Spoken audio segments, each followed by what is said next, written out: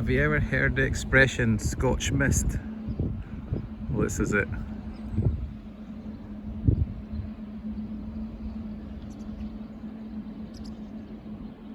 East Coast Sea Har rolling in.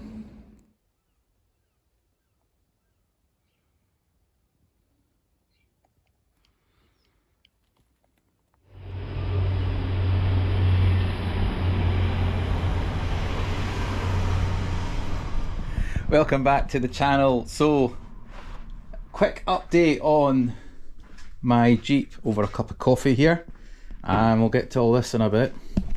So, it is 2 years since I sprayed all my Jeep with Lanoguard. Okay, everything obviously. Because you don't have discs on a Jeep, you can spray the whole lot. You know, all the drums, the leaf springs, everything gets done. And look at that. Can you see that? Absolutely rust free. Now I do drive my Jeep through the winter, not every weekend, but it's out. Look at the condition of it. Now when I bought this Jeep, it had some welding done on the floor, and it basically been stored for 7 years, lined for 7 years in a farm barn. So it was rebuilt as they'll do with tyres, brakes, master cylinder kits, carb rebuild kit.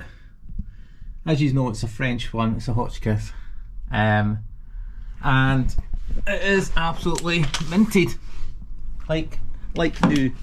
So a bit welding went on the floor, and that's it. So 2 years. 2 years that stuff's been on, and it's perfect. It's absolutely perfect.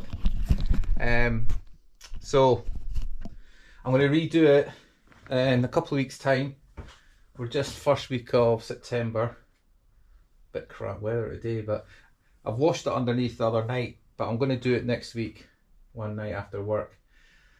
Take it to a back road where there's a water treatment works, and there's a big lay-by, parking lay-by, and I'm going to do it out there. Stuff's biodegradable, as you know, so I just don't want to spray it here and then walk it into the house before it sets.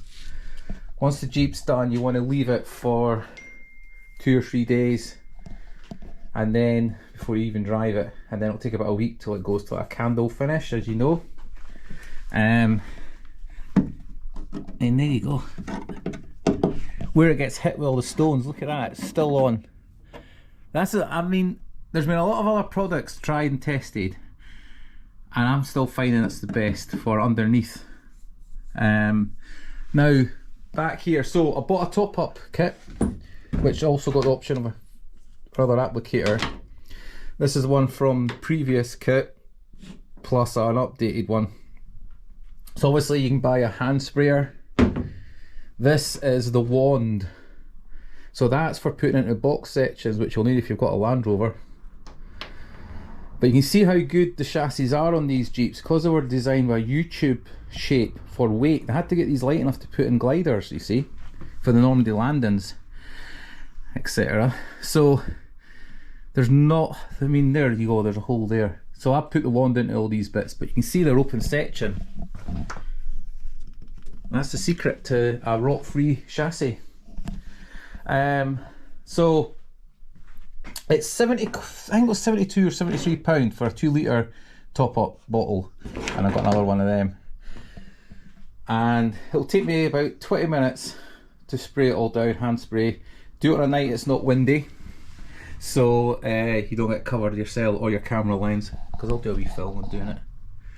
See how, just show folk how easy it is to apply. It can get put on the rubber bushes, it can get put on wiring looms, everything. It doesn't affect anything. And compared to wax oil and all those horrible toxic things, it's so easy to use. And I've got bicycles you ride on salt, wet beaches covered in salt water that haven't rotted, that are treated with this stuff. I used the wand to put inside the frame tubes because they're steel bikes. So moving on, I also, in between doing this, to now, which has been 2 years, bought XCP, a train. So XCP is actually made here in Dunbar in East Lothian, but you can't buy it direct at their factory. You still got to go and buy it online. And they do a clear and a slightly brown coloured one. So my mates, a couple of mates have used this and swear by it, and it seems to come up good on motorcycle news and places. I've used it on motorbikes. So the idea is I'm keeping that for doing my motorbike. As you know, I ride my motorbike through the winter. I don't mollycoddle my Jeep or my motorbike. I've bought them to use. And what are you keeping it good for? It's for someone else to get a deal. You know, use them. So that's where we're at. There you go. Here's the other products they do. So that's the moto spray that they'll sell, which seems a bit thinner than the normal Lanoguard. And the motorbike's sitting outside, and you can see the Lanoguard on it.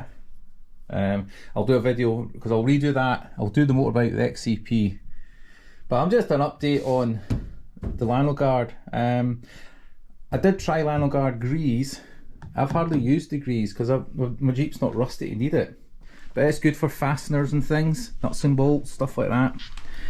Just looking in, you can just see it all minted. So you can see the only bits where when I was in a stubble field playing around, the grass seeds and stuff on my green lane, they've only stuck to the grease on the grease points, not the Lanoguard.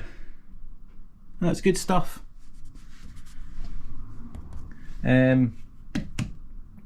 Right, so just a quick update on that and let you see this stuff, and a bit more info on these torches soon, because you might notice there's all of the right angled army torches from World War II, NATO, right up through British, Royal Observer Corps torches, Falkland Islands torch, Vietnam in the middle.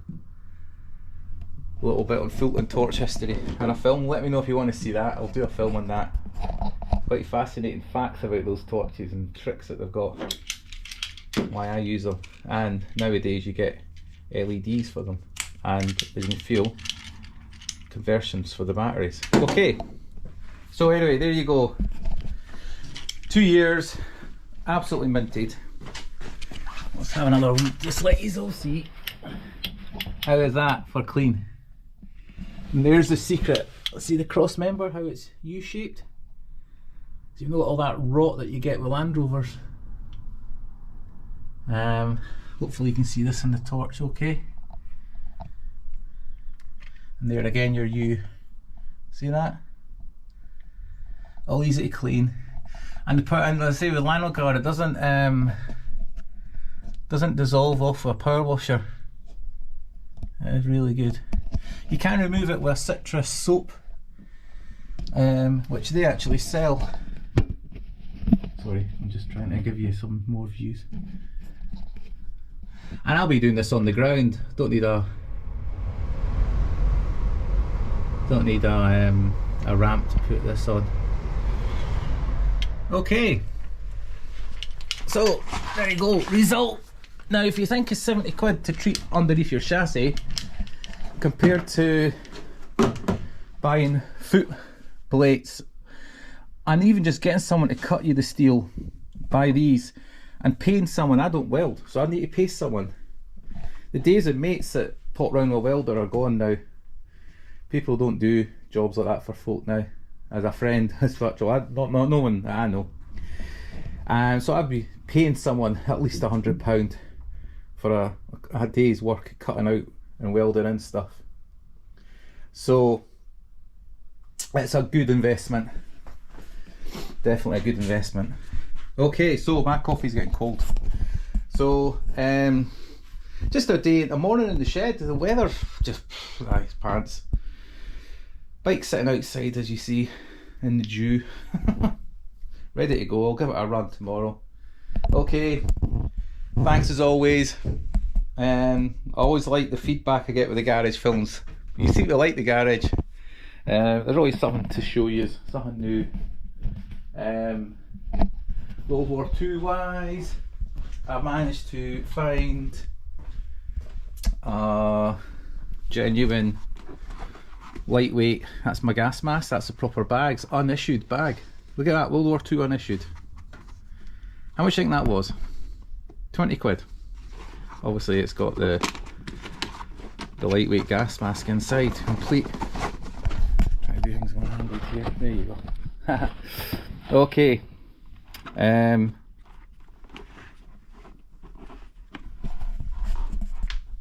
Lanoguard again, Lanoguard grease that I put on that pig's tail. We brought that back for the Lossiemouth beach. It's complete, revealed in the storms. It's got a kind of stickiness to it with the grease, but it's quite warm weather. When it's cold it all sets again. It's kind of funny material. How it actually goes through rust and pushes the rust out to the surface is, I don't know how they've worked out how they make it do that, but it does. No, it's good stuff. Okay then, as always, keep watching and you'll see more of this. Right, we'll be back with Lanoguard film in a week or so, just putting it on. Alright, see yous, cheers.